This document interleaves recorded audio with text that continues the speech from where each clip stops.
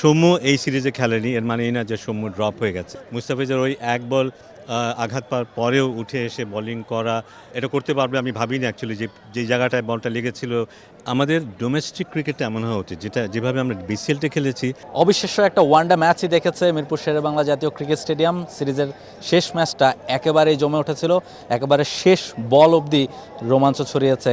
আমাদের সঙ্গে রয়েছেন cricket officer chairman Nazmul Abedin Fahim. Fahim ভাই, আসলে যেভাবে বাংলাদেশ দল ম্যাচটা খেলেছে এবং ওয়ানডে ফরম্যাট নিয়ে নানা রকম কথা হয় যে ওয়ানডে ফরম্যাটটা খানিকটা বোরিং হয়ে গেছে, এবং যেভাবে আসলে আজকের ম্যাচটা হলো, মনে হয় কিনা যে এই ধরনের ম্যাচই আসলে ওয়ানডে ফরম্যাটটাকে আরও অনেক দিন বাঁচিয়ে রাখবে?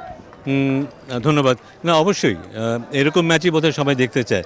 যদিও সমর্থক হিসেবে আমরা সবাই অনেকেই চায় যে খুব সহজে আমরা ম্যাচটা জিতে যাব, ওরা রান করবে না, আমরা শুধু রান করব। ব্যাপারটা আসলে তা হয় না, এবং তা যে হয় না তার প্রমাণ আজকে। যেমন হওয়া উচিত ছিল এই ম্যাচটা, শেষ ম্যাচটা ডিসাইডিং ম্যাচ, এটা ছিল সিরিজ ডিসাইডিং ম্যাচ। তো আমার মনে হয় সবাই খুব খুশি হয়েছে, দুই দলেই আমার মনে হয় খুশি হবে তাদের নিজেদের পারফরমেন্স নিয়ে। আমরা একটু বেশি খুশি হব কারণ আমরা জিতেছি, এই ম্যাচটা জিতেছি এবং সিরিজটা জিতেছি। 5+ স্টার রেটিং প্রাপ্ত দেশের সর্বোচ্চ বিদ্যুৎ সাশ্রয়ী ওয়ালটন এসি। স্মার্ট কমফোর্ট এখন নেক্সট লেভেলে। এক্স্যাক্টলি ভাইয়া। ভাইয়া, এখন তো আপনি বোর্ড ডিরেক্টর, তবে অ্যাজ এ কোচ আপনি আজকে তানজিদ তামিম যেভাবে ব্যাটিং করেছে, কিংবা প্রথম ম্যাচটা তো যেভাবে ব্যাটিং করেছে, বলা হচ্ছিল যে সৌম্য সরকার তিনি তার শেষ আন্তর্জাতিক ম্যাচটাতে 91 রান করেছেন, ফলে তাকে ড্রপ দিয়ে যখন খেলানো হয়েছে, ফলে তানজিদ তামিম হয়তো ওই প্রেশারটা নিয়ে ব্যাটিং করেছেন। যেভাবে তিনি ব্যাটিং করেছেন, ওইটা আপনার চোখে আসলে কেমন লেগেছে? না, ডেফিনেটলি তামিম কিন্তু বোঝা যাচ্ছিল। তামিম রিসেন্টলি আমরা বিসিএল খেলেছি এবং খুব কম্পিটিটিভ খেলা হয়েছে আমাদের যে 50 ওভার্সের যে টুর্নামেন্ট রিসেন্টলি হয়েছে ডোমেস্টিক, এবং সেখানেও দেখিয়েছে যে কয়েকটি ইনিংস খেলেছে এবং ওখানে সেঞ্চুরিও করেছে। ওটা দেখেই কিন্তু ওর ব্যাপারে একটা আস্থা সিলেক্টরদের এসেছে, টিম ম্যানেজমেন্টে এসেছে যে হ্যাঁ, ও ডেলিভার করতে পারবে। সেইটার উপরে ভিত্তি করে ওকে দলে রাখা। সৌম্য এই সিরিজে খেলেনি, এর মানে এই না যে সৌম্য ড্রপ হয়ে গেছে। সৌম্য ডেফিনেটলি দলের সাথে আছে এবং যখনই প্রয়োজন হবে সৌম্য খেলবে, এবং সৌম্য যখন খেলবে সৌম্যকেও লম্বা সময় খেলার সুযোগ দেওয়া হবে। এটাই আমরা এখন করার চেষ্টা করব। আমরা চেষ্টা করব খেলোয়াড় যেন আত্মবিশ্বাস নিয়ে খেলতে পারে, ওদের মনে যেন এই ভয়টা না থাকে দুটো ম্যাচে খারাপ করলেই আমি বোধহয় বাদ পড়ে যাব, এই ধরনের চিন্তা যেন না থাকে। আমরা সেই চেষ্টাই করছি এখন। এক্স্যাক্টলি। এবং মুস্তাফিজের লাস্ট ওভারটা নিয়ে যদি বলি, যে যেভাবে শেষ বলটার সময় তিনি ইনজুর্ড হয়ে গেলেন, ওই বলটা যদি না করতে পারতেন হয়তো বা খানিকটা ডিফিকাল্ট হতো, আরেকজন স্পিনারকে দিয়ে বল করানো হতো। তো ওইটা আসলে মুস্তাফিজের ডেডিকেশনটা নিয়ে যদি একটু বলেন। অফকোর্স হিসেব কিতাব বললেই যেতে পারতো, একটা বলে যদি 1-4-6 হয়ে যেত, লাস্ট ওভারে আস্কিং রেটটা অনেক কম হয়ে যেত। মুস্তাফিজের ওই এক বল আঘাত পাওয়ার পরেও উঠে এসে বোলিং করা, এটা করতে পারবে আমি ভাবিনি অ্যাকচুয়ালি, যে জায়গাটায় বলটা লেগেছিল এবং যেই গতিতে বলটা লেগেছিল, নিজেকে আবার পুট টুগেদার করে আবার দাঁড়িয়ে যাওয়া, একজন পেস বলারের সেই রান আপ নিয়ে সেই জাম্প করে বলটা ডেলিভারি করাটা ব্যাপারটা সহজ ছিল না, কিন্তু সেই ডেলিভারিটাও দারুণ করেছিল। এবং সে কারণেই শেষ ওভারে আমাদের একটা মোটামুটি একটা স্কোর ছিল যেটা আমরা ডিফেন্ড করতে পারবো, আমরা সেটা ডিফেন্ড করেছি।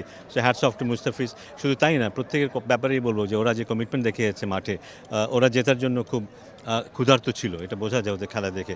ওরা অনেক রান করেছে, এটা যেমন সত্য। পাকিস্তানকে একটা পর্যায়ে এসে কিন্তু প্রায় জয়ের কাছাকাছি চলে এসেছিল, সেখানেও যে ক্যারেক্টার দেখেছে আমাদের দল, আমরা সত্যি খুব গর্বিত। আপনি বিসিএলের কথা বলছিলেন, বিসিএলটা যেহেতু এই সিরিজের আগ দিয়ে হয়েছে, ফলে ব্যাটার থেকে শুরু করে বোলার, ন্যাশনাল টিমের প্লেয়াররা অনেকেই খুব ভালো পারফর্ম করেছেন, এবং এইটা আসলে এই সিরিজের আগে আপনাদের চাওয়াটাই এটা ছিল যেন প্রিপারেশনটা ঠিকঠাক হয় ওয়ানডে ফরম্যাটে, এবং রিশাদও ওই জায়গায় খুব ভালো বোলিং করেছিলেন। এটা কি মনে হয় যে এই ধরনের ক্রিটিক্যাল সিচুয়েশনে তারা যখন বোলিং করতে হয় ইন্টারন্যাশনাল ম্যাচে, এই ধরনের টুর্নামেন্ট অনেক বেশি হেল্প করেছে, কিংবা অন্যান্য প্লেয়ারদেরও অনেক বেশি হেল্প করেছে? আর আরেকটা প্রশ্ন জুড়ে দিতে চাই যে লাস্ট ওভারে যখন হোয়াইটটা হলো লাস্ট বলে, সেটাকে আবার রিভিউ নেওয়া, এই যে গেম অ্যাওয়ারনেসের ব্যাপারটা, এটাকে আপনি কীভাবে দেখেন? দুটো প্রশ্ন, তো প্রথমটার উত্তর দিই যে হ্যাঁ, আমাদের ডোমেস্টিক ক্রিকেটটা এমন হওয়া উচিত, যেভাবে আমরা বিসিএলটা খেলেছি, ডোমেস্টিক প্রত্যেকটা টুর্নামেন্ট, প্রত্যেকটা খেলা এমন হওয়া উচিত যেখানে প্রত্যেকটা ক্রিকেটারকে চ্যালেঞ্জের মুখোমুখি হতে হবে। আমাদের এই বিসিএলটা সেটা হয়েছিল, কিন্তু এখানে যারা ন্যাশনাল টিমের প্লেয়ার তারা খেলেছে, যারা ন্যাশনাল টিমের কাছাকাছি আছে তারা খেলেছে, এবং যারা একটু দূরে আছে তারাও খেলেছে, কিন্তু কেউ কাউকে ছাড় দেয়নি। এই কারণে এটা খুব কম্পিটিটিভ হয়েছিল ব্যাটারদের জন্য এবং বলারদের জন্য, এবং সেখানে তাদেরকে দেখাতে হয়েছে যে তাদের সেই শক্তিমত্তা আছে, সেই ক্যারেক্টার তাদের আছে, এবং সেটার পুনরাবৃত্তি আমরা এখানে দেখেছি। যখন আমরা দল বিপদে পড়েছে, চাপে পড়েছে, কেউ না কেউ এসে দলকে উদ্ধার করেছে। আর শেষের প্রশ্নটা ছিল দ্যাট ওয়াজ ফ্যান্টাস্টিক। আমরা প্রথমে দেখে মনে হয়েছিল এটা ওয়াইড হবে, কিন্তু যেহেতু আমাদের রিভিউ আছে, why not take a chance. যদি কোনোভাবেই প্যাডে লেগে থাকে কিংবা ব্যাটে লেগে থাকে, আমি আশা করিনি যেটা আসলে আমরা বেঁচে যাব, কিন্তু তাই ঘটেছিল। কিন্তু and that became a decisive factor. So আমি বলবো যে খুবই দারুণ একটা সিদ্ধান্ত ছিল। গেম অ্যাওয়ারনেসের ব্যাপারটাও কিন্তু এখানে বোঝা যায় যে তারা যথেষ্ট চিন্তাভাবনা করে, কখন কি ঘটছে না ঘটছে, ঠান্ডা মাথায় তারা চিন্তাভাবনা করে এবং সিদ্ধান্ত নেয়। So hats up to everybody, এবং সবাইকে শুভেচ্ছা দলের প্রত্যেকটা সদস্যকে যারা দলের সাথে আছে। দারুণ একটা ম্যাচ দেখেছি আমরা, সিরিজ জিতেছি। খুব জরুরি ছিল আমাদের ওডিআই সিরিজটা জেতা। আমরা জানি আমাদের ওডিআই র্যাঙ্কিংয়ের একটা ব্যাপার আছে বিশ্বকাপ খেলার সামনে, বিশ্বকাপে। তো সেখানে আমরা শুরুটা করেছি, কিছুটা স্বস্তি দেবে এটা। আশা করি সামনে আমরা ভালো করব। অবশ্য অনেক দূর যেতে হবে আমাদেরকে। থ্যাংক ইউ সো মাচ ভাই, আপনাদেরকেও কংগ্রাচুলেশন, আপনারা বিসিএলটা আয়োজন করেছেন এবং সেটার ফলটা এই সিরিজে পাওয়া গেল। Thank you so much, thank you.